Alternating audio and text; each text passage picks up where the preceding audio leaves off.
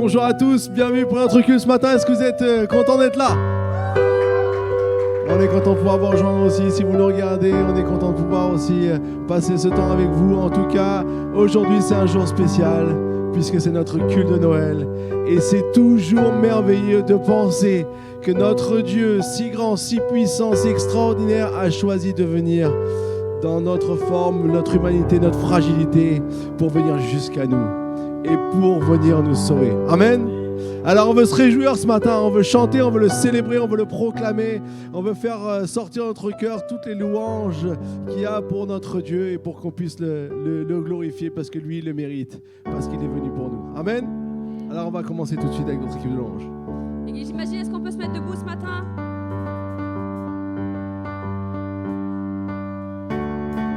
Avec moi?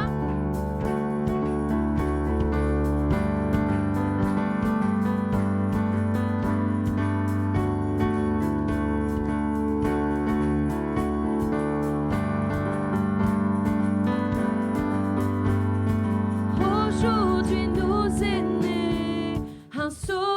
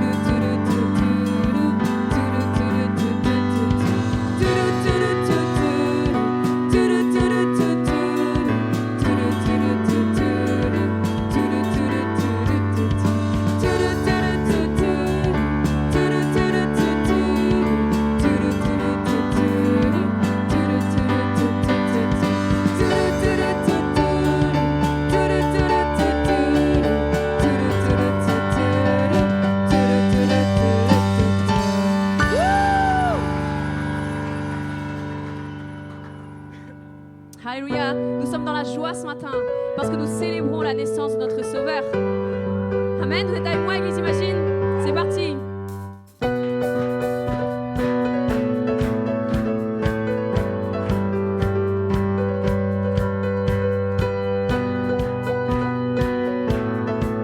C'est toi que nous avons choisi, Seigneur, de célébrer aujourd'hui.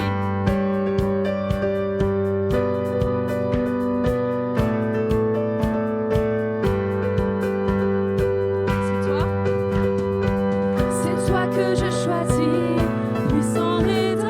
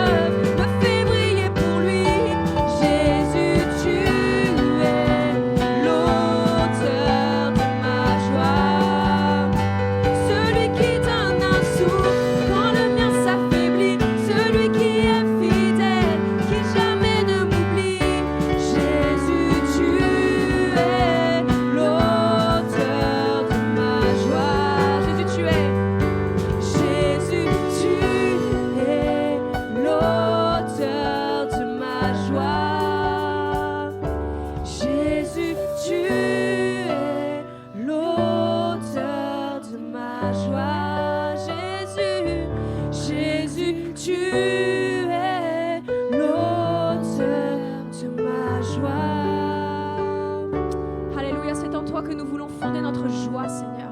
C'est de toi et de toi seul que découle notre source de bonheur, que découle notre joie. Tu es celui que nous avons choisi. Tu es celui en qui nous voulons croire aujourd'hui. Tu es celui que nous voulons proclamer ce matin. Alléluia, Seigneur.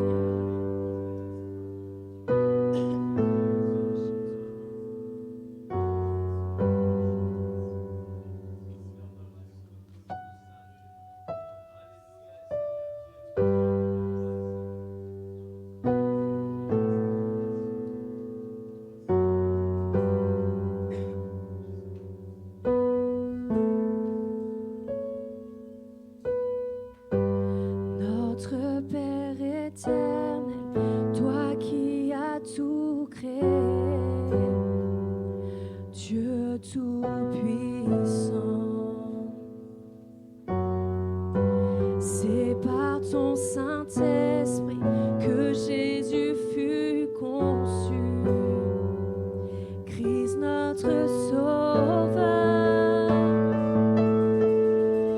Oui, je crois en Dieu notre Père, oui, je crois en Christ son Fils, oui, je crois en ton Saint-Esprit, ô Trinité divine, oui, je crois à la résurrection, que nous vivrons à jamais, car oui, je crois dans le nom de Jésus.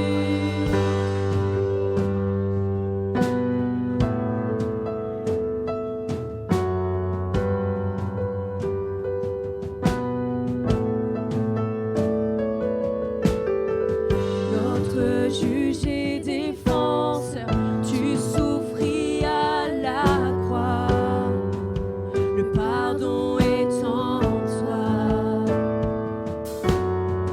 Descendu jusqu'aux ténèbres, tu es ressuscité, à jamais élevé. Oh, oui, je crois en Dieu notre Père, oui, je crois en Christ son Fils, oui, je crois en son Saint-Esprit, ô Trinité divine, oui, je crois à la résurrection, que nous vivrons à jamais, car oui, je crois dans le nom de Jésus. Oui, je crois en Christ son Fils, oui, je crois en ton Saint-Esprit, ô Trinité divine, oui, je crois à la résurrection, que nous vivrons à jamais, car oui, je crois dans le nom de Jésus. Oui, je crois en lui. Oui, je crois qu'il est vivant. Oui, je crois que Jésus est Seigneur.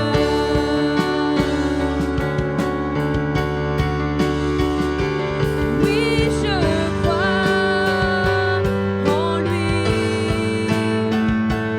Oui, je crois qu'il est vivant. Oui, je crois que Jésus est Seigneur.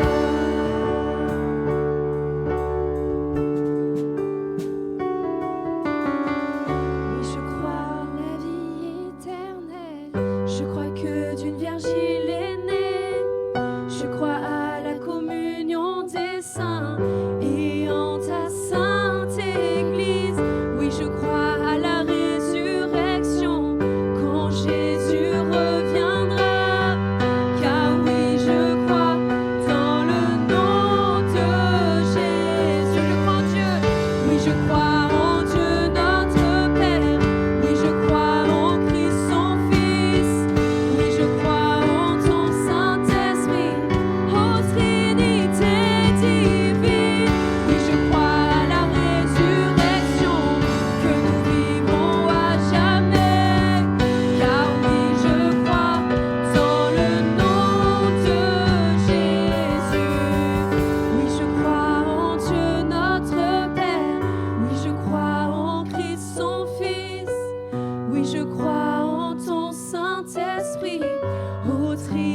pensée divine. Oui, je crois à la résurrection, que nous vivrons à jamais.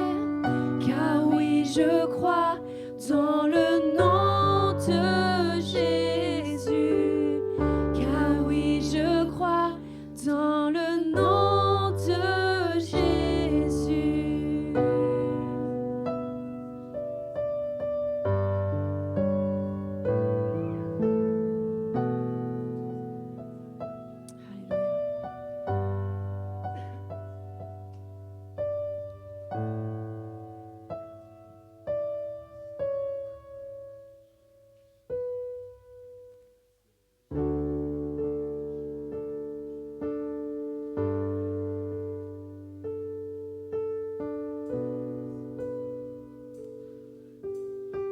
C'est bon de nous rappeler en qui nous croyons, n'est-ce pas?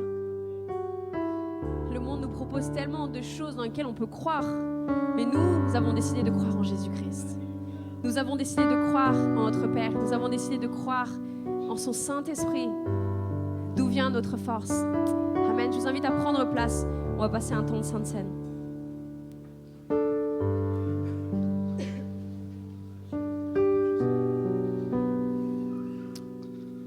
Amen.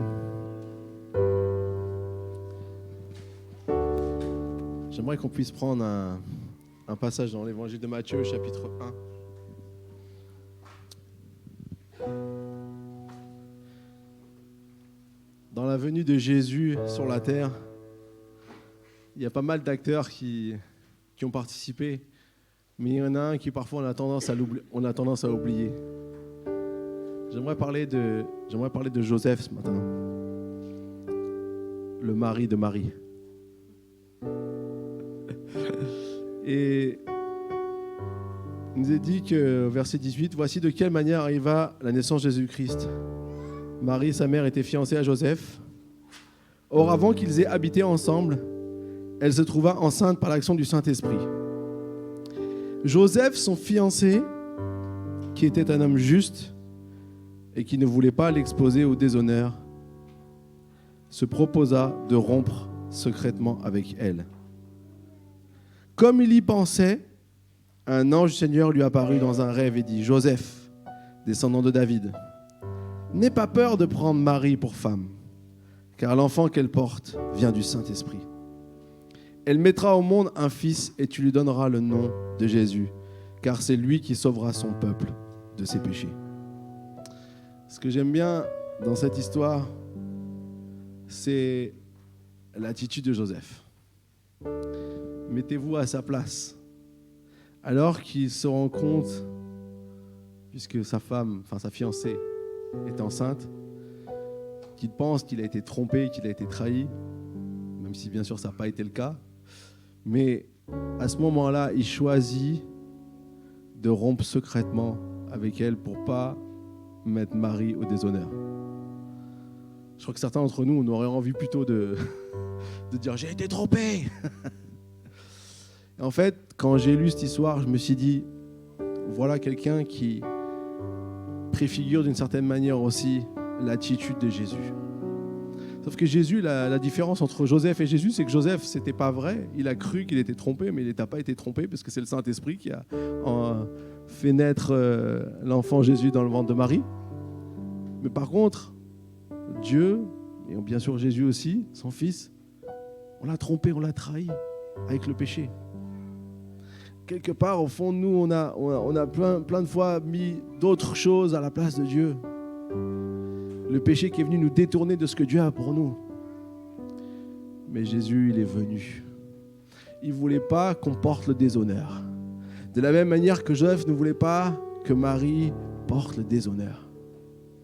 Et donc Jésus est venu sur la terre, comme un petit enfant, dans une étable. On pourrait dire vraiment dans un endroit pas terrible. Et là, Jésus est venu et il a accompli quelque chose d'extraordinaire lorsqu'il est venu sur la terre. Venir nous sauver de nos péchés. Venir nous pardonner alors qu'on ne méritait pas. Et dans cette histoire, j'aimerais qu'on se rappelle de ça. C'est pas juste à Noël, c'est tous les jours de notre vie qu'on doit se souvenir de cette histoire. Mais Jésus a voulu nous prendre le déshonneur qui est sur nous pour que nous puissions nous arriver à la reconnaissance. De la même manière, Joseph a décidé de prendre Marie pour femme parce qu'il a entendu l'ange pour pas qu'elle soit déshonorée, parce qu'à partir du moment où il l'a pris pour femme, elle n'était plus celle qui était enceinte de manière déshonorante, mais elle était la femme de Joseph pour qu'on puisse avoir la reconnaissance. De la même manière, nous, on doit avoir la reconnaissance pour Dieu, pour ce qu'il a fait pour nous.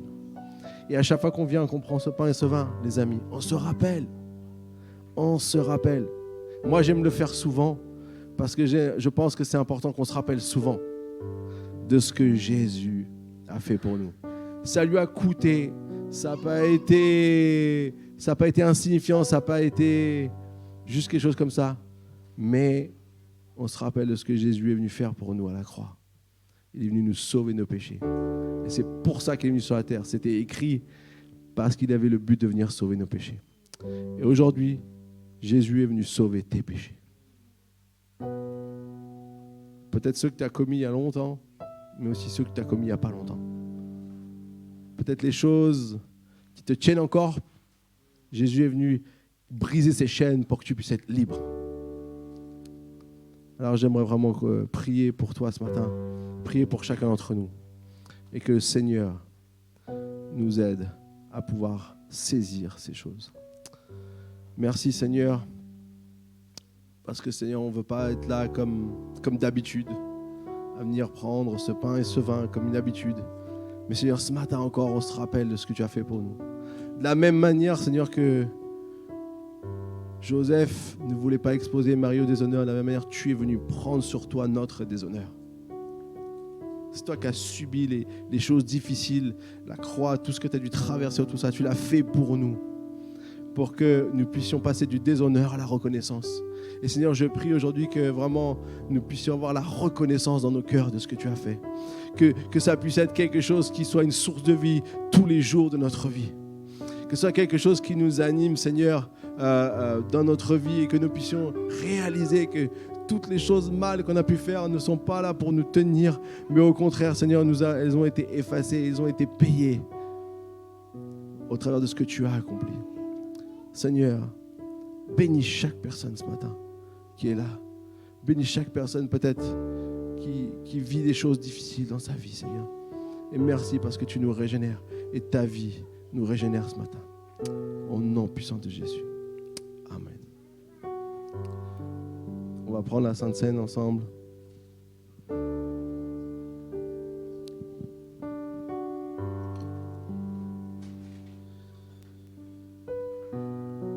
En se rappelant donc que le pain représente le corps de Jésus.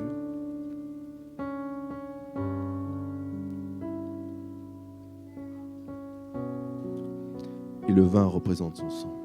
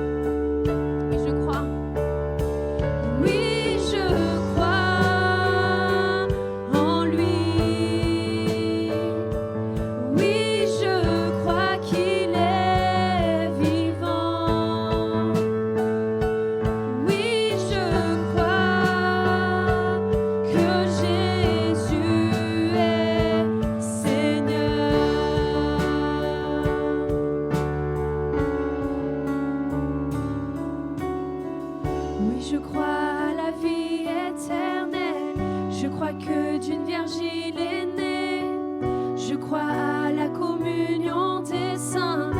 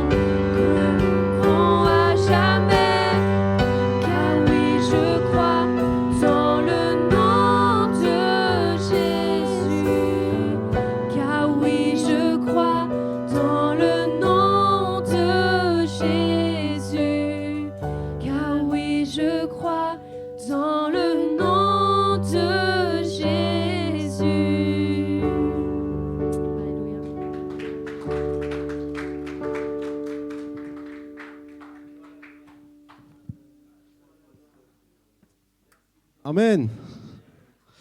Alors j'aimerais faire quelques annonces. Vous pouvez prendre place quelques instants. J'aimerais faire quelques annonces ce matin pour les événements à venir. Donc, bien sûr, cette semaine, vendredi soir, réunion des hommes. Et ça va être sympathique puisqu'il y aura une raclette au programme. Donc, et on fera les quantités d'hommes, bien sûr. Samedi soir, c'est la fête puisqu'il y a la soirée Imagine Youth. Comment ? Et on prépare donc 2 événements importants. Déjà, vous vous rappelez que le dimanche 25 décembre, nous aurons un culte, mais à 17h. Mettez bien, ça sera un culte de 17 à 18h. On aura même peut-être un invité, donc venez, ça peut être sympathique. C'est pas tous les jours qu'on a un invité le 25 décembre. Il nous vient de l'Afrique, donc à confirmer, mais il sera sûrement là. Et du coup, ça va vraiment être un temps béni. Donc ensemble le 25, donc vous avez bien fêté, vous êtes bien mangé, passez un temps dans la présence de Dieu, ça va être vraiment un bon moment à passer ensemble. Ensuite, nous aurons donc le 31 décembre, on aura la soirée du Nouvel An ici. Amen. Donc vous allez pouvoir vous inscrire. On commencera avec un temps un peu de culte, puisque le 1er janvier, on va vous laisser au repos. Puisque généralement le 31 au soir, ça va tard, parce qu'il faut attendre minuit. Donc le 1er janvier, on n'aura pas de culte ici à l'église. Par contre, le 31 au soir, on commencera avec un temps de célébration. Et puis ensuite, on aura donc une fête, on aura un bon buffet digne de ce nom. Et ensuite, on aura donc une soirée animée, donc avec plein de choses qui sont prévues au programme. Donc, inscrivez-vous. Alors, en ce qui concerne le montant, on vous communiquera exactement le montant que ça coûte, mais on ne veut pas que ce soit un frein pour personne. Donc, on veut dire que si vous avez envie de donner plus. À l'entrée, il y aura une grande boîte, un grand endroit où on peut mettre ce qu'on apporte. Et puis, si vous avez envie de donner plus, vous pouvez donner plus. Si vous avez envie de payer ce que ça coûte, payez ce que ça coûte. Si vous avez un peu moins parce que votre budget est serré en cette fin d'année, eh bien, vous donnez ce que vous pouvez. Sachez que c'est face au Seigneur, c'est pas face à nous. Et ce qui est important, par contre, c'est que tout le monde donne. Personne ne dit « j'ai rien ». On a toujours quelque chose. Même si c'est pas grand-chose, on a toujours quelque chose à donner. Ça, c'est important. Je vous invite vraiment à tous à participer. Et ce qu'on veut, c'est que ce soit une belle fête. Et qu'on puisse se réjouir. Bien manger, bien rigoler et surtout bien célébrer ce passage de la nouvelle année. Et donc ça va être un temps béni. Sinon, au mois de janvier, on commence toujours à fond puisqu'on va avoir notre campagne 40 jours pour une vie plus saine. Qui c'est qui a envie de vivre une vie plus saine? Si vous n'avez pas encore levé la main, vous n'êtes pas convaincu, vous allez voir, ça va juste être extraordinaire. Je vous invite à regarder un petit teaser ce matin. Vous avez sûrement déjà entendu l'expression « un esprit sain dans un corps sain ». Pour effectuer un changement concret dans tous les domaines de notre vie, il est préférable de commencer par agir sur notre corps. Dieu nous a tous créés pour un but, et pour l'atteindre, nous devons prendre soin du corps qu'il nous a donné. Si nous soumettons notre corps à Dieu, les autres domaines suivront naturellement. La foi, l'alimentation, la forme physique, la concentration et les amis. Voici les 5 domaines qui vont être challengés durant cette campagne. 40 jours pour découvrir comment faire des choix sains dans notre vie quotidienne. 40 jours pour une vie plus saine.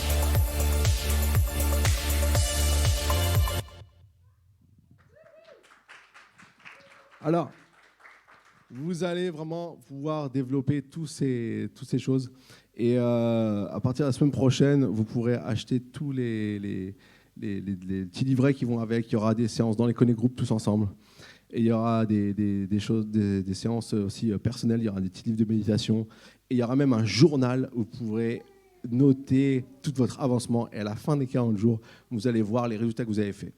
Et ça ne sera pas fini au bout des 40 jours, parce que vous allez continuer, vous allez être motivé, vous allez voir comment, dans tous ces aspects, ça va vous aider à vivre une vie avec vraiment une vie plus saine. Amen. Donc maintenant, on passe à votre moment préféré. les 10 000 offrandes. Donc, soyez généreux, n'hésitez pas. C'est la fin de l'année. Dieu va vous donner toujours plein de bonnes choses. Et Dieu a plein de bonnes choses pour nous. Et continuons de construire l'œuvre de Dieu ensemble.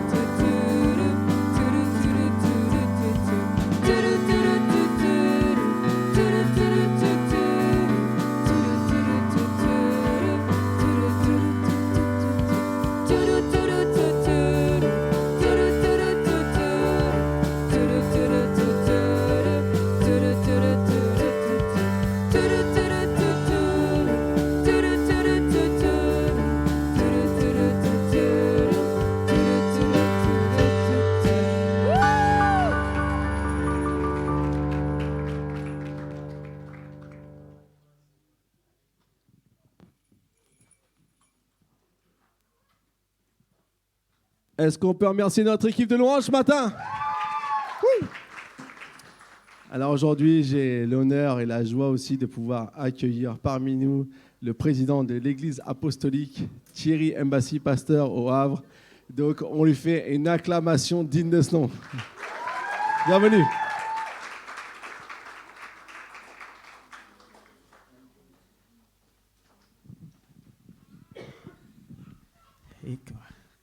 Alléluia. Dieu est bon. C'est un honneur pour moi d'être parmi vous ce matin. Dieu fait toutes choses parfaites en son temps. C'était déjà prévu depuis un certain temps, mais le Seigneur ne l'a pas permis. Vous savez, nous on propose, c'est Dieu qui dispose. Amen. Et le Seigneur a permis que nous puissions vivre ce culte ensemble ce matin. Et je me réjouis parce que je sens la présence de Dieu. Amen. C'est ça qui nous rassemble. C'est la présence de Dieu qui nous rassemble et c'est la présence de Dieu qui change l'atmosphère. Alléluia. On veut vraiment encore honorer l'équipe de louange qui nous a amenés. Vraiment, c'était tellement bon. Vous avez apprécié ou pas? Vraiment, merci beaucoup à l'équipe de Louange pour ce temps de consécration. Nous, on profite d'une demi-heure, de 3/4 d'heure avec eux, mais c'est des répétitions dans la semaine, c'est du boulot dans la semaine. Et je veux vraiment honorer Pascal et Lida pour le travail excellent qu'ils font. Vraiment, vous savez, vous êtes encore trop jeunes, certains sont trop jeunes, vous ne pouvez pas comprendre ce que c'est. Vous savez, avoir des enfants comme ça, c'est un défi, c'est un challenge. C'est une joie, mais c'est un challenge. Pascal me disait ce matin, à 2h du matin, il fallait que je donne le biberon. 2h du matin. Sauf que ce n'est pas en 5 minutes. Hein. Ça prend le temps. Alors, ils le font avec beaucoup de joie, parce que c'est tellement... Les enfants, c'est la joie. Les enfants, c'est la vie. Mais j'étais vraiment challengé quand je voyais Lida qui prenait, Pascal qui prenait. Et je veux vous encourager, vous qui n'avez pas encore d'enfants. Regardez ça et prenez l'exemple. Les enfants ne sont pas un problème. Les enfants ne sont pas un problème. Et nous, on aime les enfants quand ils font un peu de bruit comme ça. Ça veut dire qu'il y a la vie. On aime ça. On aime quand les enfants font un peu de bruit. Moi, j'aime ça. Amen. C'est la vie. C'est ça qui est bon dans l'église. Le jour où vous n'aurez plus d'enfants qui font de bruit, inquiétez-vous. Je vais vous dire ça, on est entre nous. Hein. Nous, à la CVN au Havre, on a eu des gens qui sont partis de l'église parce que les enfants faisaient un peu de bruit. On a dit, bon, que le Seigneur vous bénisse. Allez dans les musées. Notre église n'est pas un musée. Alléluia. Woo! Hey! Je crois que ça va être bon ce matin. Amen. Alors, vous me connaissez peut-être certains. Moi, c'est Thierry Mbassi. Je suis marié avec la plus belle femme du monde, Amélie, qui n'a pas pu être là ce matin parce qu'on est parti depuis vendredi. Je suis parti depuis vendredi. On avait une CDM, une commission de ministère, en région parisienne. On a pu travailler vraiment pour l'avancement du royaume de Dieu. Et je suis honoré parce que je crois que c'est la première église en région parisienne que je visite. C'est Choisy-le-Roi. J'ai choisi le roi. Ah, j'ai choisi d'être là. Alors, je suis pasteur à l'église apostolique du Havre, la CVN, et je vous transmets les salutations de cette église. On vous aime beaucoup. On est connectés, on suit votre actualité, votre actu. On est connectés avec vous. Et vraiment, c'est une joie de pouvoir se retrouver à la maison. Je ne suis pas dépaysé. Je suis à la maison et c'est vraiment un privilège pour moi d'être là. Et les défis sont là, ils sont réels. Mais nous croyons qu'avec le Seigneur, c'est lui qui fait tomber les murailles. Les murailles ne tombent pas parce qu'on est fort, on est puissant ou on prie beaucoup. Mais quand on est dans la présence de Dieu, on loue le Seigneur, il se charge lui-même de faire tomber les murailles. Alléluia. C'est dans la louange, dans l'adoration que les murailles tombent. Que l'Église continue dans cette dimension de louange, d'adoration. Et ce matin, vraiment, je veux saluer ceux qui me connaissent un petit peu. Je reconnais quelques visages. Sarah, c'est ça, hein, c'est Sarah. C'est parce que j'ai le spot en plein visage. Je vois Gaël, que je connais un petit peu. Et peut-être d'autres encore. En tout cas, je suis très heureux d'être là ce matin. Très, très heureux. Et c'est un jour particulier parce que c'est une journée qu'on a choisie, que l'équipe pastorale, que je veux aussi honorer, parce que effectivement j'ai honoré Pascal pour le travail, Lida pour le travail pastoral, mais je crois qu'il y a toute une équipe autour. Et soyez encouragés pour ce que vous faites pour le Seigneur. Soyez vraiment encouragés. Vous êtes une église phare dans cette région. Il faut que vous le sachiez. On parle avec Pascal, on réfléchit sur comment l'église apostolique pourrait être dynamisée dans les années qui viennent. Et on est là, on regarde des églises qui sont apostoliques, qui sont phares dans le coin. Et je crois que vous avez un rôle important à jouer pour éradier dans toute la région. Alléluia. Vous devez éradier. Ce que Dieu vous a déposé, ce que Dieu vous a donné, il faut que ça influence. Il faut avoir une influence, avoir cette pensée. Vous n'êtes pas appelé à rester seulement à choisir le roi. Vous êtes appelé à multiplier. Alléluia. Vous êtes appelé à multiplier. Et c'est une mentalité que j'aimerais insuffler dans les cœurs. La mentalité de la multiplication. Pas de l'addition, mais de la multiplication. Alléluia. Et ce matin, le thème de mon message est très simple. Alors quand je réfléchissais à Noël, j'avoue que c'est la première fois que je prêche sur Noël. Ça peut vous paraître étonnant quand je demandais à Pascal, mais il me dit, sens-toi libre, c'est un culte Noël, apporte-nous quelque chose sur Noël. Et c'était le premier défi. J'ai dit, Seigneur, j'ai jamais prêché sur Noël. Et Pascal me dit, vas-y, pense à quelque chose. Donc j'ai travaillé, j'ai regardé un petit peu. Et je crois que si les amis de la CVN regardent, voient cette vidéo, ils vont se dire, mais c'est pourquoi il n'a jamais parlé sur Noël au Havre? Il faut qu'il arrive à Paris pour parler sur Noël. Bon, c'est comme ça. Et le thème qui m'est venu, qui s'est imposé à mon esprit, c'est le contre-pied de Noël. Le contre-pied de Noël. Vous voyez, ça donne déjà de belles couleurs comme ça, la joie. Et Noël, vous savez ce que c'est que Noël? C'est la nativité. Hein? Noël, c'est la nativité. C'est la naissance de notre Seigneur. Et cette naissance, Jésus, quand il est venu prendre les hommes de son époque à contre-pied. De sa naissance à sa mort, Jésus, c'était l'homme du contre-pied. Il n'était jamais là où on l'attendait. Il était souvent là où on ne l'attendait pas. Et ce matin, j'aimerais attirer notre attention sur quelques éléments rapides. On va faire quelques lectures. La première lecture, c'est dans l'Ancien Testament, dans Ésaïe chapitre 7, verset 14. Ésaïe chapitre 7, verset 14. C'est pourquoi le Seigneur lui-même vous donnera un signe. Voici, la jeune fille deviendra enceinte, elle enfantera un fils, et elle lui donnera le nom d'Emmanuel, Dieu avec vous.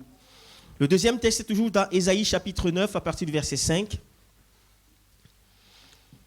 Car un enfant nous est né, un fils nous est donné, et la domination reposera sur son épaule. On l'appellera admirable, conseiller, Dieu puissant, Père éternel, prince de la paix. Un dernier texte dans l'Ancien Testament, l'Ancienne Alliance, c'est le prophète Michée qui va dire au chapitre 5, « Et toi, Bethléem, Ephrata, petite entre les milliers de Juda, de toi sortira pour moi celui qui dominera sur Israël et dont l'origine remonte aux temps anciens, au jour de l'éternité. C'est pourquoi il les livrera jusqu'au temps où enfantera celle qui doit enfanter. Et le reste de ses frères reviendra auprès des enfants d'Israël. Il se présentera et il gouvernera avec la force de l'Éternel, avec la majesté du nom de l'Éternel son Dieu. Et ils auront une demeure assurée, car il sera glorifié jusqu'aux extrémités de la terre. Et je vais finir avec ce dernier texte. Excusez-moi, il y a plusieurs textes, mais je crois que c'est bien de prendre le temps de lire la parole de Dieu. Amen. Je vais finir avec le dernier texte dans le livre de Luc, chapitre 1, à partir du verset 26. Au 6e mois, l'ange Gabriel fut envoyé par Dieu dans une ville de Galilée, appelée Nazareth, auprès d'une vierge fiancée à un homme de la maison de David, nommé Joseph. Le nom de la vierge était Marie. L'ange entra chez elle et dit, « Je te salue, toi à qui une grâce a été faite. Le Seigneur est avec toi. » Troublée par cette parole, Marie se demandait ce que pouvait signifier une telle salutation.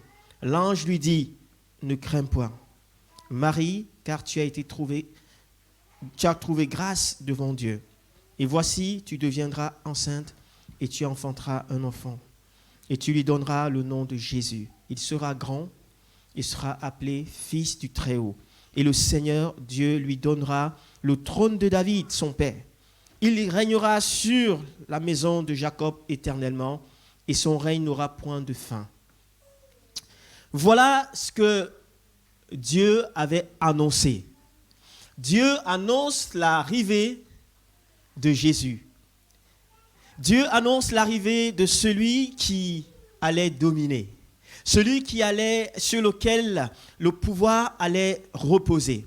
Et les Israélites, les enfants de Dieu, le peuple de Dieu à cette époque, s'attend à quelqu'un d'extraordinaire.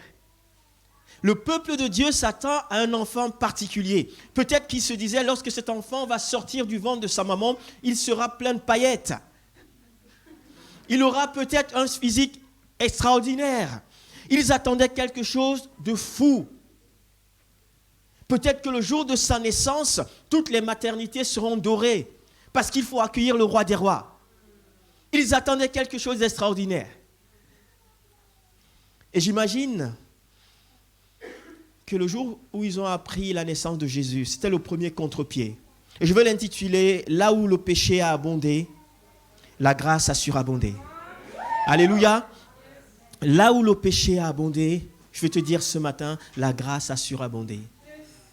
Et ça, c'est un principe primordial pour nous, enfants de Dieu. Et en ces temps de nativité, je crois que la grâce de Dieu doit surabonder dans nos vies jour après jour. Et demander au Seigneur de nous révéler, de nous donner une révélation nouvelle de sa grâce. Parce que jour après jour, on a besoin de découvrir qui est Jésus. Et je pense que dans le cœur des personnes de cette époque, il y avait une telle attente. Parce que je vous rappelle que le peuple d'Israël était sous domination. Et ils attendaient la libération. Ils disaient certainement c'est lui qui va nous libérer. C'est lui qui va nous sortir de la servitude. Le Messie, il va nous sortir de la servitude. Et voilà que Jésus va naître à Bethléem. Jésus va naître dans une petite ville. Il ne choisit pas de naître à Jérusalem. Il va naître à Bethléem. Il n'y a pas très longtemps, on était en Israël et j'ai touché du doigt ce que c'est que Bethléem. Bethléem, c'est c'est à peu près 10 km de Jérusalem. Je vous assure, c'est presque Bagdad. Vous n'avez jamais été à Bagdad, mais c'est terrible. Quand on sort de Jérusalem, on va à Bethléem, l'atmosphère change. L'atmosphère n'est plus la même. La propreté n'est plus la même. Ça sent mauvais dans tous les sens. Mais c'est là que le Fils de Dieu a choisi de naître. Il n'a pas choisi de naître à Jérusalem. Dieu a choisi Bethléem pour son Fils. Ça, c'est le premier contre-pied de la nativité. J'imagine qu'il y a les mamans ici ce matin. Vous avez tous connu ce que c'est la préparation à l'accouchement. Vous savez, moi j'ai accompagné mon épouse un petit peu. C'est tellement beau, presque on a envie de prendre sa place. Vous voyez comment ces femmes, ces sages-femmes sont là, ces infirmières aux petits soins. On lui dit, madame, faites ceci, vous savez, ça va être comme ça. Est-ce que vous voulez la chambre Afrique? Vous voulez la chambre ceci? Vous voulez nature? Vous voulez... C'est tellement beau, tu dis, purée, j'aimerais être à la place de ma femme. Mais je bénis le Seigneur parce qu'il m'a fait homme. Je vous assure que les mamans qui sont là peuvent vous dire quand elles attendent un enfant, on veut le meilleur pour lui. On prépare la chambre, on prépare, c'est aux petits soins. Toute la maison, toute la famille, tout le monde vibre pour que cet enfant arrive dans les meilleures conditions. Mais là, le roi des rois est arrivé dans une étable, avec des odeurs, avec la saleté, avec le risque d'infection. Toutes ces choses, c'est ce que Jésus a choisi de faire. Pour toi et pour moi. S'il y a un premier message que nous devons entendre de la nativité, c'est celui-là. C'est que le Seigneur Jésus, le roi des rois, celui sur qui toute la domination devait reposer, il n'a pas choisi les hôtels 4 étoiles. Je bénis le Seigneur parce que le Seigneur a permis que je dorme dans un hôtel. Ibis, il était tellement beau, calme, beau.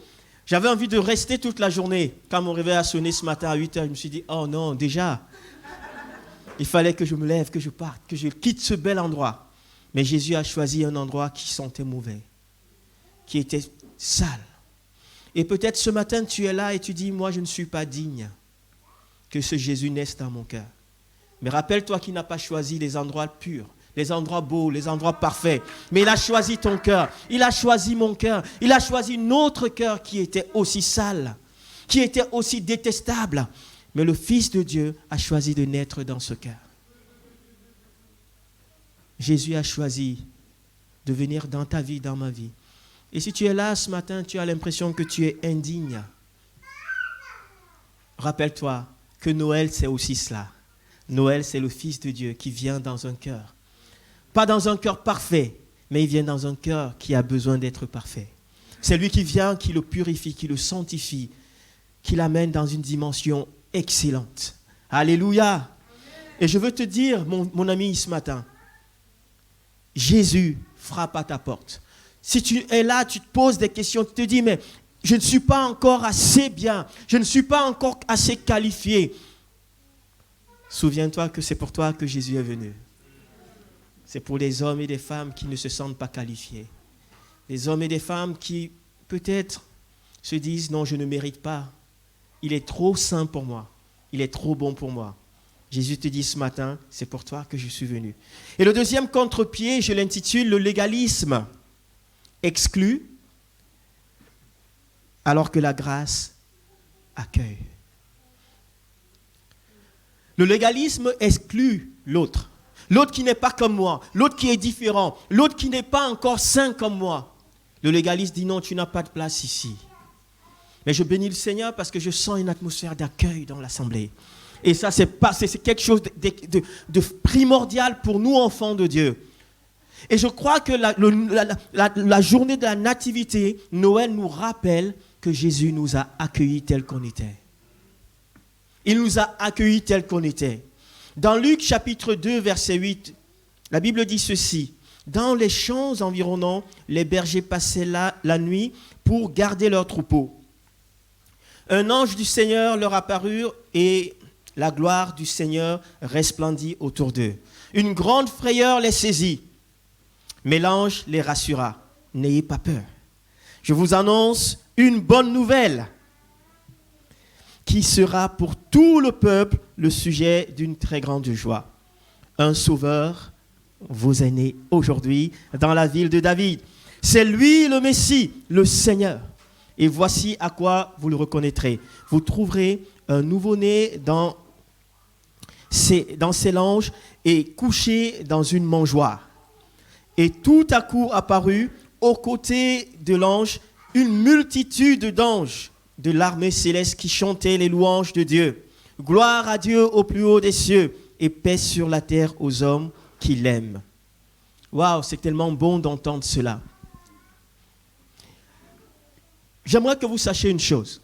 Quand on lit ce texte, on dit, mais il n'y a rien d'extraordinaire que les bergers soient visités par Dieu, par l'ange de l'Éternel qui leur parle, qui annonce la bonne nouvelle.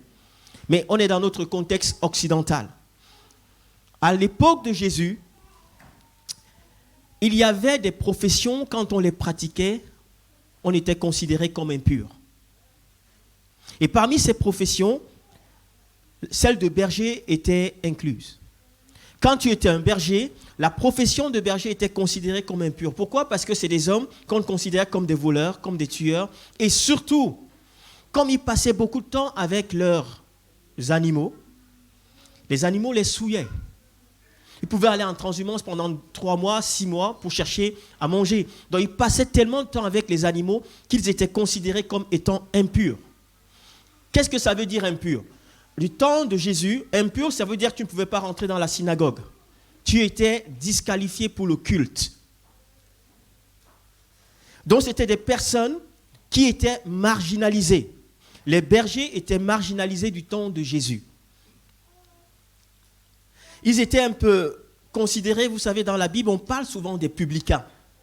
Des publicains, on se dit, c'est quoi ce mot un peu bizarre? Alors les publicains, c'était un peu des personnes qui collectaient les impôts. Aujourd'hui, on pourrait les considérer comme étant des collecteurs, les gens qui travaillent au fisc. Mais notre fisc aujourd'hui, même si on ne les aime pas beaucoup, pour ceux qu'ils sont, mais ils font un travail excellent. Mais à cette époque, les gens qui travaillaient, les collecteurs d'impôts, c'était un peu des voleurs. Donc les bergers étaient considérés comme des publicains. Quand tu étais publicain, tu étais considéré comme quelqu'un qui n'avait pas le droit de rentrer dans la synagogue. Il fallait que tu fasses des ablutions, tu prennes un temps de recul pour être purifié avant d'aller faire ton culte. C'était pareil que les prostituées. Vous imaginez les bergers considérés comme des prostituées, simplement parce qu'ils étaient bergers. Et peut-être que tu te considères toi-même comme exclu de la société, exclu des grâces de Dieu, exclu des privilèges de Dieu, parce que tu fais quelque chose qui n'est pas bon moralement aux yeux des hommes. Et l'un des contre-pieds de Noël, l'un des contre-pieds de la nativité, c'est que Dieu n'a pas choisi de se présenter premièrement aux prêtres, aux sacrificateurs, mais il a choisi de se présenter aux bergers. C'est quelque chose qui est fou pour nous. Vous imaginez que notre président de la République arrive ici et il veut rencontrer, il vient à l'église, Imagine a choisi le roi. Naturellement, il veut voir l'apôtre Pascal. Et là, il dit, je cherche la personne qui fait la sono ici. C'est elle que je viens rencontrer. Et c'est à elle que je veux parler. Et là, tout le monde dit, mais Pascal est derrière. Il dit, non, ce n'est pas Pascal, je cherche celui qui fait la sono. Non, mieux encore, je cherche celui qui fait le ménage dans l'église. Alléluia. Est-ce qu'on peut honorer tous ceux qui font le ménage dans l'église ce matin? Alléluia. C'est très important. C'est aussi ça la nativité. Jésus n'est pas venu pour les hommes qui étaient bien portants, mais il est venu pour chercher ceux qui étaient perdus. Et Dieu se révèle aux marginaux, aux gens qui étaient mis à l'écart. La grâce de Dieu accueille l'autre tel qu'il est. Alléluia. Dieu va s'intéresser aux bergers. Dieu va s'intéresser aux gens qui n'étaient pas considérés, aux gens qui étaient méprisés. Dieu va s'intéresser à eux. Il va dire, c'est par ces personnes que la bonne nouvelle va se répandre dans toute la contrée. Et j'ai envie de t'encourager. Quel est le regard que tu as sur ta vie? Est-ce que tu as l'impression que tu ne comptes pas? Est-ce que tu as l'impression que tu es simplement de passage ici et que les autres sont mieux que toi? Je veux te dire que Dieu a choisi de passer par des hommes qui n'avaient pas d'importance aux yeux des autres, mais pour glorifier son nom. Dieu a choisi ces personnes qui avaient accepté parfois des conditions, enfin l'identité qu'on leur avait attribuée. Quelle est l'identité que les hommes t'ont attribuée? Quelle est l'identité que ta condition t'a attribuée? Quelle est l'identité que la société a mise sur toi? Quelle est cette identité? Et Dieu te dit ce matin, quelle que soit l'identité que les hommes t'ont donnée, quel que soit le statut que les hommes t'ont donné, moi je veux te donner un nouveau statut. Alléluia. Il a fait de ces hommes exclus, les marginaux, il a fait d'eux des évangélistes. Vous savez qu'évangéliste, c'est celui qui annonce la bonne nouvelle. Il dit, c'est à vous. Vous savez pourquoi? Vous savez pourquoi ces hommes ont été choisis par Dieu? Et ça, il y a une clé, mes amis. Si vous êtes là ce matin, il faut que vous entendiez la clé. Dieu ne se sert pas toujours des hommes compétents, mais il se sert des hommes disponibles.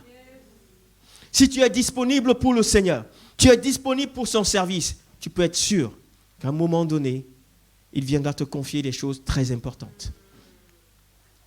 Il n'est pas question de chercher en disant, Seigneur, il faut que je me forme premièrement, que je sois compétent, que je sois ceci, que je sois cela. C'est une bonne chose de se former. Mais la plus grande qualité d'un enfant de Dieu, c'est sa disponibilité à l'écoute de la parole de Dieu, à l'écoute de la voix de Dieu. Et Dieu se chargera lui-même de te former, de t'équiper. Mais es-tu disponible ce matin? Au verset 13 du texte de Luc 2, il y a quelque chose qui m'a marqué. On va le lire ensemble. Luc 2, 13, 14. Et tout à coup apparut aux côtés de l'ange qui parlait au berger.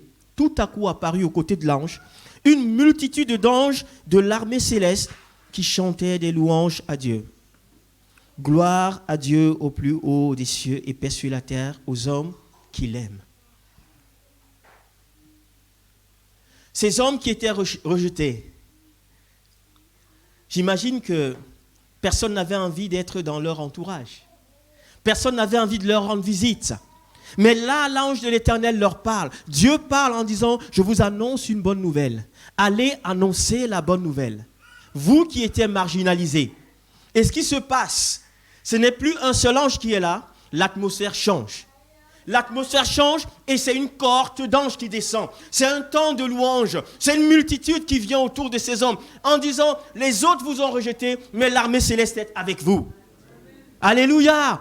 L'armée céleste est là. L'armée céleste veut louer le Seigneur avec vous. On veut louer le Seigneur, on glorifie Dieu avec vous. Votre aspect extérieur, peu importe, ça ne m'intéresse pas, ça ne nous intéresse pas. Mais vous êtes disponible pour entendre la voix de Dieu. Et c'est ça qui nous intéresse. C'est ça qui compte pour les enfants de Dieu. Et Noël, c'est aussi cela. Le contre-pied de Noël.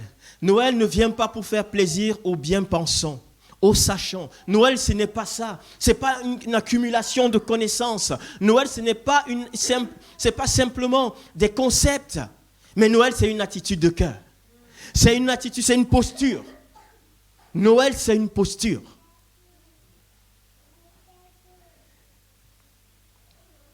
Si tu es disponible pour Dieu ce matin, je crois qu'il y a une multitude d'anges qui fêtent avec toi la nativité. Il y a une multitude d'anges qui est là. Il y a une corde, l'atmosphère spirituelle n'est plus la même.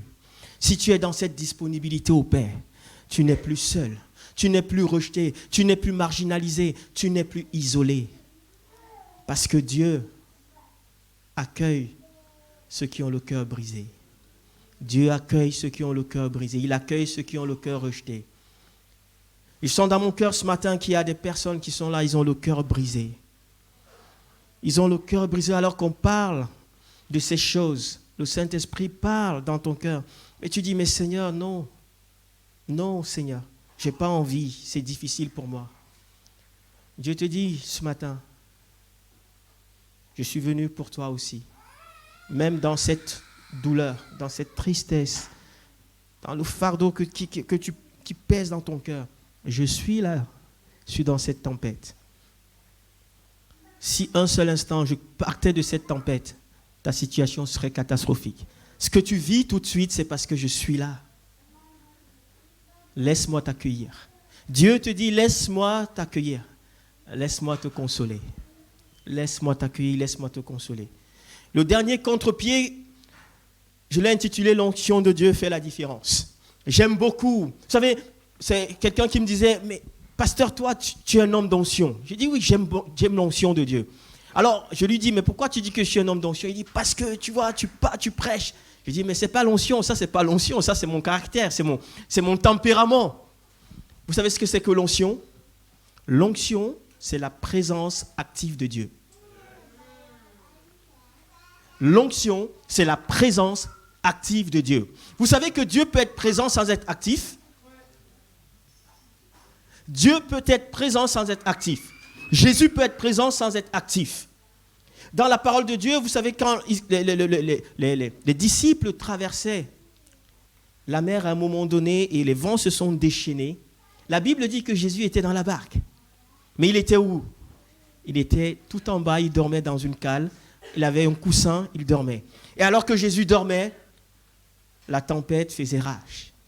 Mais à un moment donné, les disciples ont dit « Non, Seigneur, si tu ne fais rien, nous allons tous mourir. » C'est marrant parce qu'ils ont mis Jésus dans leur histoire de mort. Jésus n'est pas dans les histoires de mort. Hein.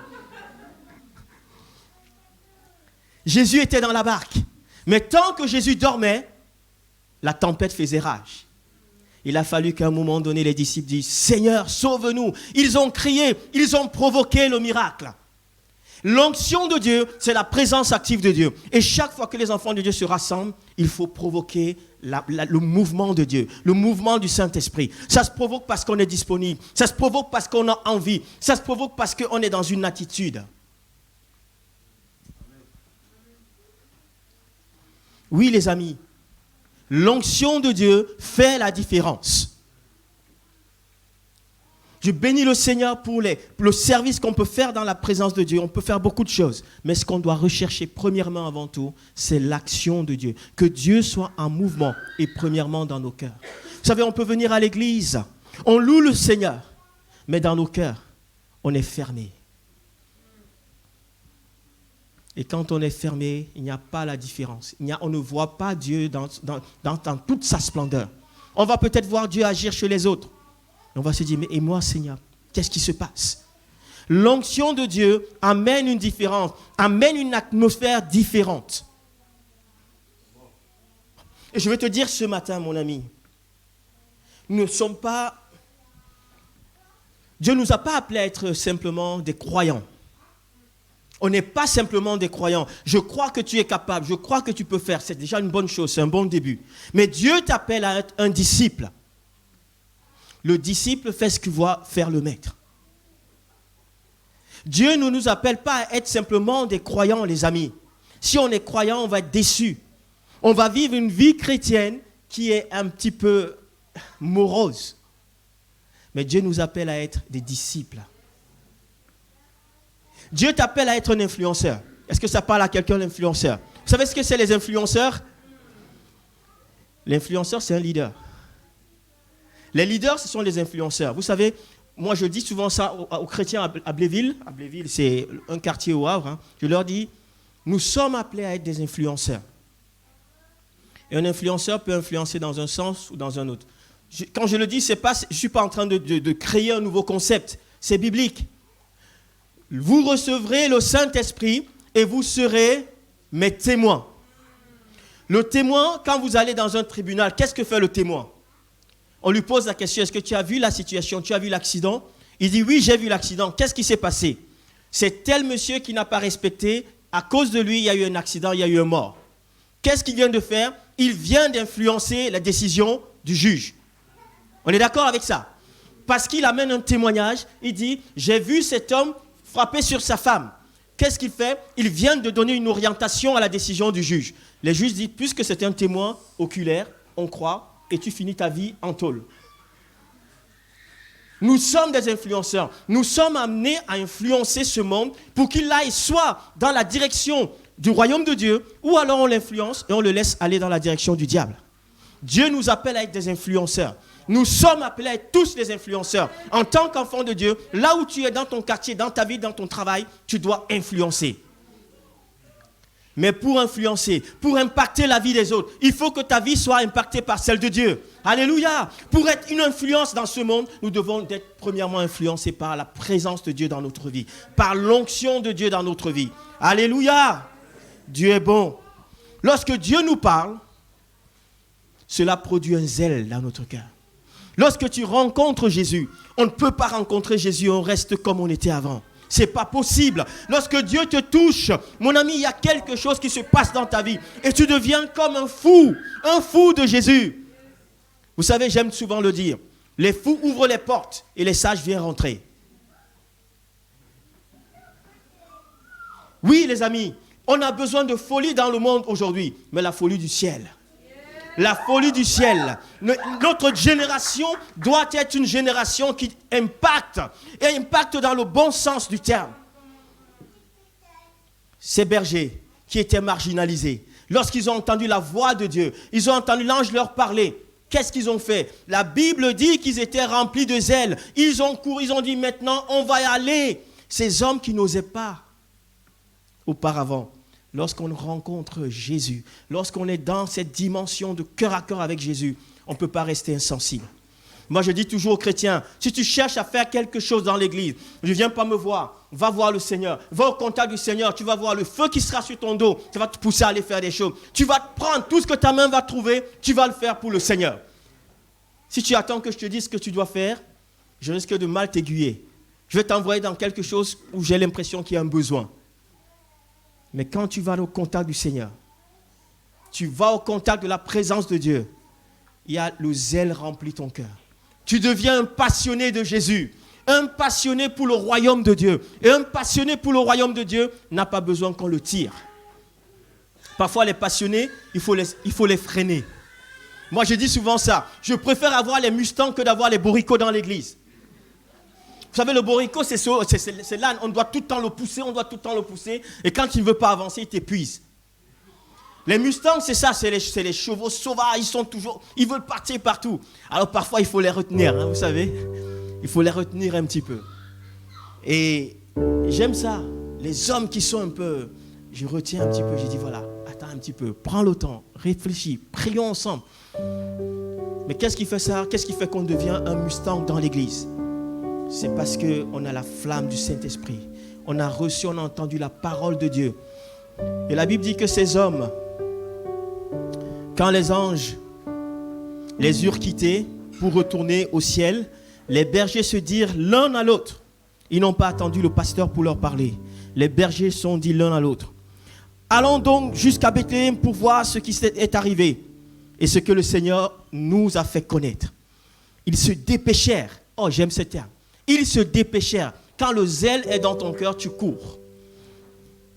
Tu ne traînes pas les pattes. Oh là là, c'est encore compliqué. Il fait froid ce matin. Oh là là, j'ai tout donné encore. Non, la Bible dit qu'ils se dépêchèrent. Donc d'y aller et trouvèrent Marie et Joseph avec le nouveau-né couché dans une mangeoire. quand ils le virent, ils racontaient ce qui leur avait été dit au sujet de cet enfant. Tous ceux qui entendirent le récit des bergers en furent très étonnés. Des gens qui n'étaient marginalisés, maintenant leur parole a un impact. Ils deviennent des évangélistes avec l'onction. Quand les gens les entendaient parler, les gens avaient le cœur vivement touché. Voilà ce que la parole de Dieu fait. Voilà ce que la proximité, l'onction de Dieu peut amener. Le verset 19, Marie, elle conservait le souvenir de toutes ces paroles et y repensait souvent. Les bergers s'en retournèrent, louant et glorifiant Dieu au sujet de tout ce qu'ils avaient vu et entendu. C'était bien ce que l'ange leur avait annoncé. Marie a été impactée. Marie a été profondément impactée par la parole des bergers. Oh mes amis, lorsque Dieu nous parle, cela produit du zèle, l'enthousiasme. Es-tu encore passionné? Sommes-nous encore des passionnés de Jésus-Christ? Il n'y a pas 36 000 solutions, il faut qu'on laisse le Saint-Esprit nous parler. L'enthousiasme dans l'église. Prenons l'exemple de nos enfants parfois, ils sont enthousiastes pour très peu de choses. On a des églises aujourd'hui où on a besoin de crier, l'église, la louange doit pousser, on doit faire des artifices pour que les chrétiens soient passionnés. C'est peut-être parce qu'on a besoin de l'onction de Dieu, la présence active. Oui, Marie a été impactée par les paroles des bergers.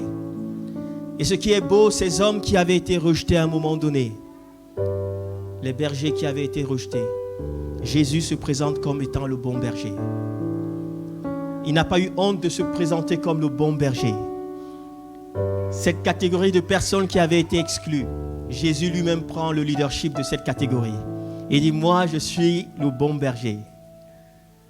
Celui qui prend soin. Je vais terminer avec ce texte de 1 Corinthiens chapitre 1 verset 26. Considérez frères, je rajoute sœurs, alléluia, qui vous êtes. Considérez qui vous êtes.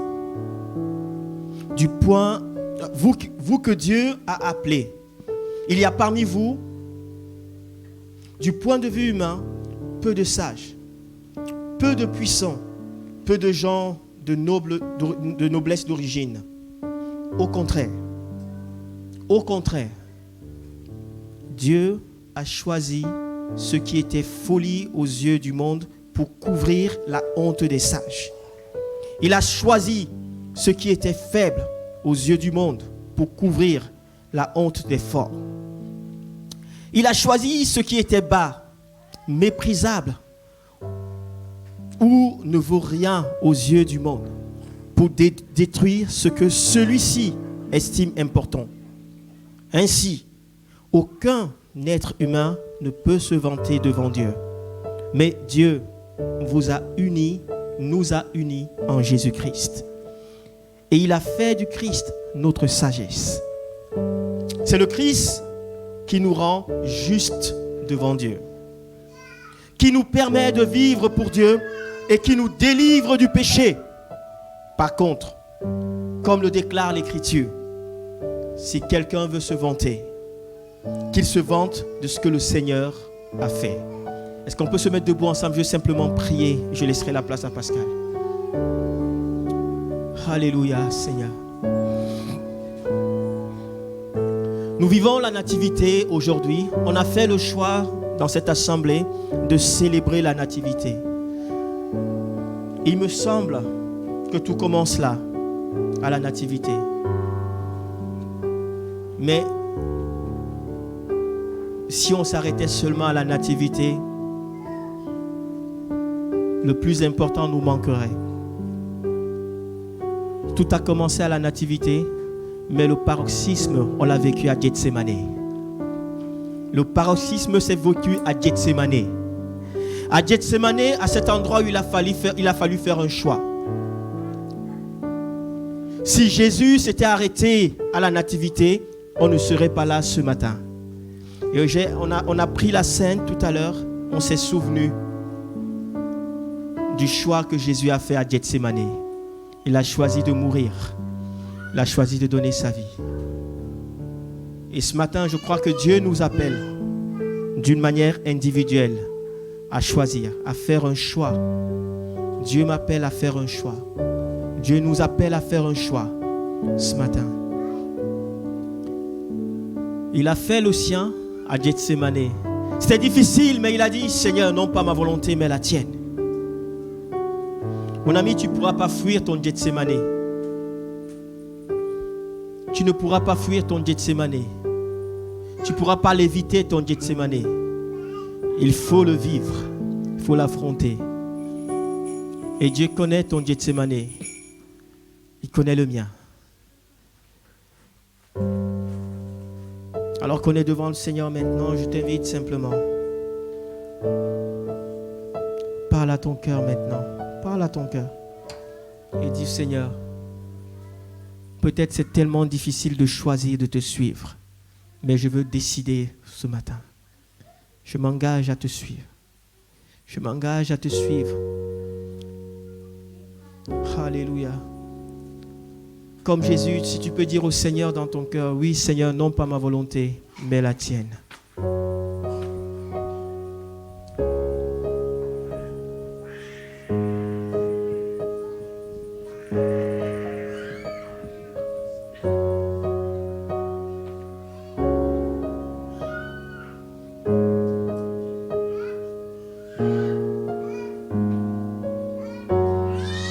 Déverse ta paix sur moi comme un fleuve.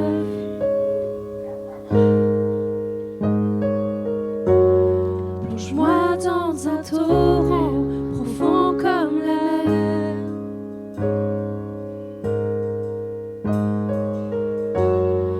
Là dans tes bras, ton amour guérit. Déverse ta paix sur moi comme un fleuve. Lorsque j'adore ta majesté, Lorsque j'adore ta majesté, j'élève ton saint nom. Jésus, mon tout, mon roi, tout en moi t'appartient.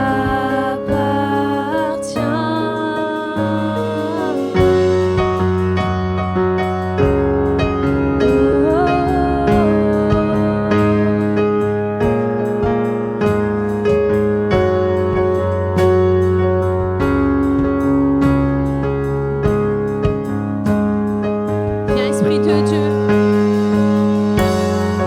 Viens, Esprit de Dieu, déferle sur ma vie. Que les écluses des cieux inondent l'invisible.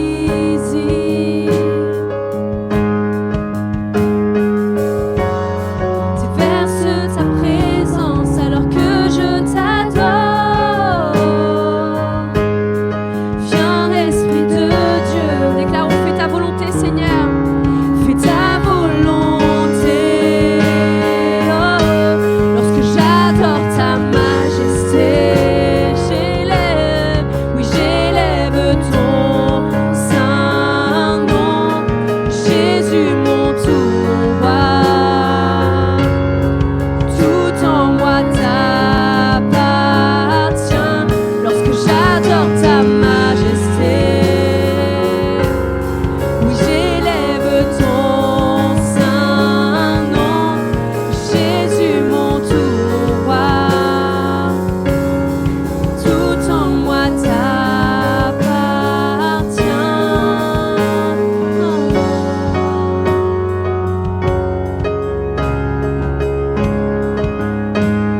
Tout t'appartient, Seigneur. Tout est à toi.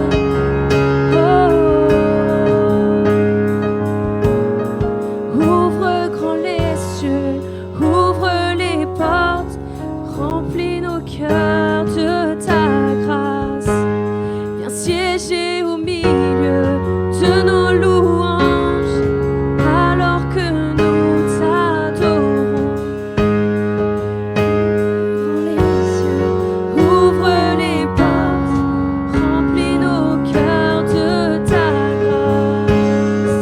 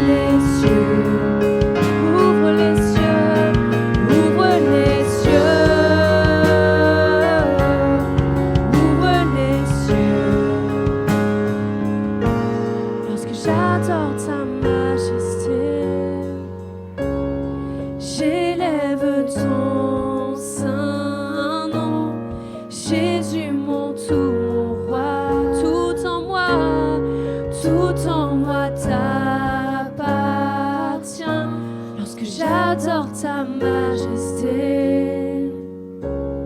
J'élève ton saint nom, Jésus mon tout, mon roi. Tout en moi t'appartient.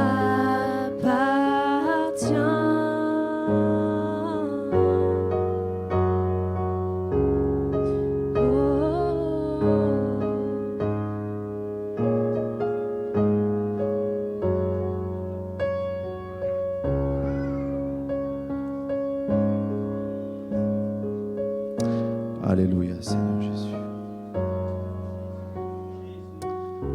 Alléluia. Seigneur, oui, tu envoies, Seigneur, ton Saint-Esprit puissamment sur nous. Il est là, Seigneur, il agit au milieu de nous ce matin. Seigneur, merci parce que quand nous, peut-être, on ne sait plus quoi faire.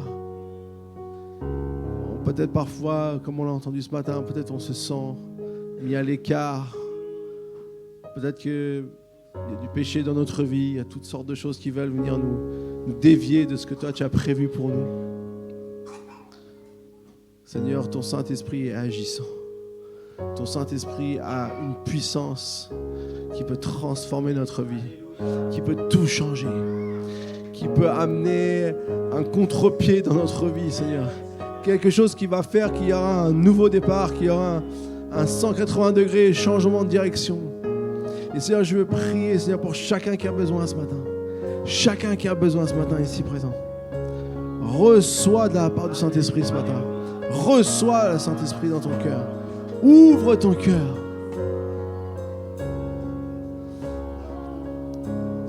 On veut toujours se rappeler que Noël, c'est un cadeau. Jésus est venu sur la terre. Mais comme tout cadeau, on doit le recevoir, on doit l'accueillir, on doit le déballer, on doit le laisser prendre place, vraiment de faire être, que nous appartenir. Et ce matin, le Seigneur veut t'appartenir. Il veut que qu'il fasse partie de ta vie. Alors je prie que tu puisses faire cette démarche dans ton cœur ce matin.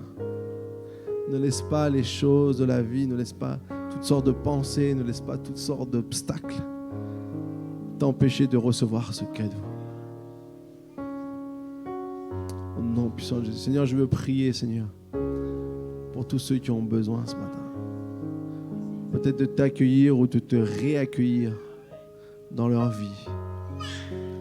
Je prie que ce nouveau commencement puisse être le fruit d'une nouvelle vie, d'un changement radical, de quelque chose qui transporte, Seigneur, qui nous transporte dans ton royaume.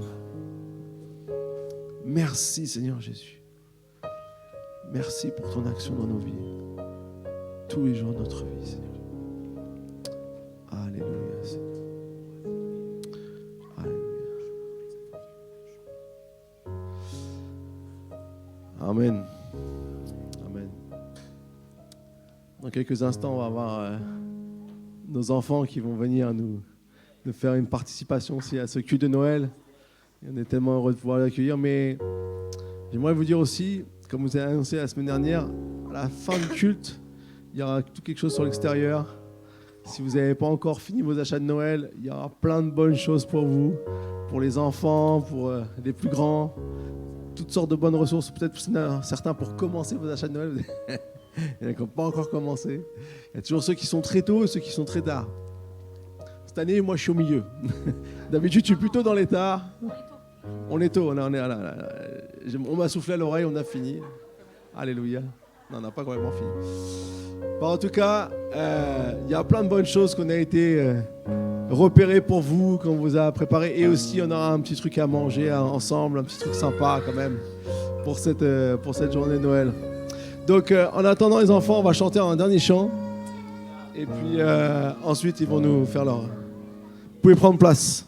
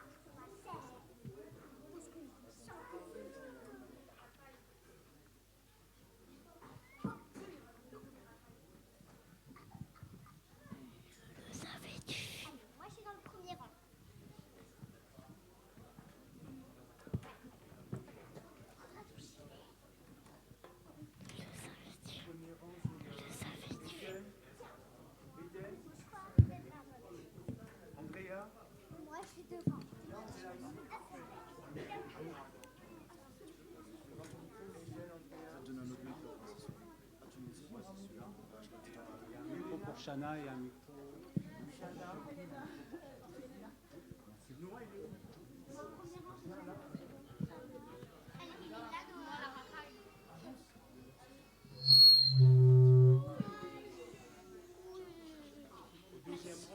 C'est Théophile en premier.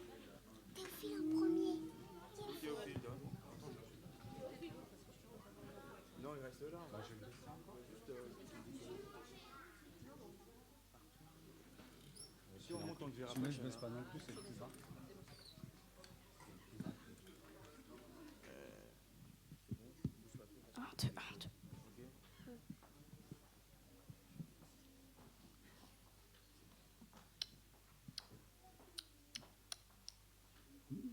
C'est bon, les enfants?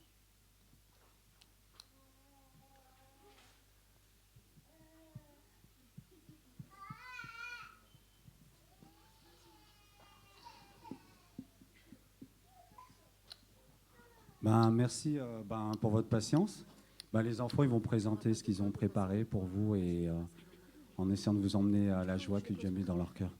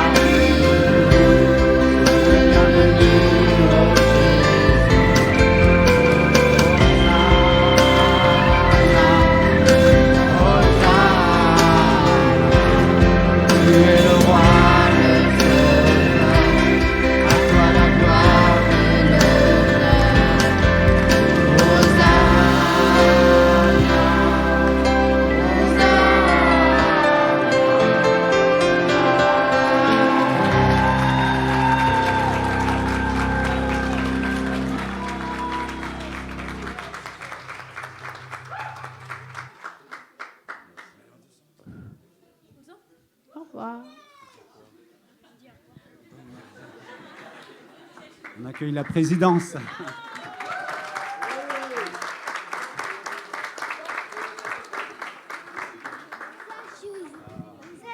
Donc, on a Stéphane avec nous qui nous aide. Claude Vera et Timothée qui est avec... Je sais. Amen. Donc les enfants, ils vous ont présenté ce chant et pour exprimer leur joie et surtout ce qu'on voulait dire, c'était vraiment qu'on n'avait pas entendu le message, mais quand on a choisi ce chant, c'était vraiment que Jésus il prenne place dans nos cœurs. Vraiment, c'était vraiment que quand il vient dans nos cœurs, il y a quelque chose de nouveau qui est emmené. Est-ce qu'on peut remercier encore les enfants ce matin?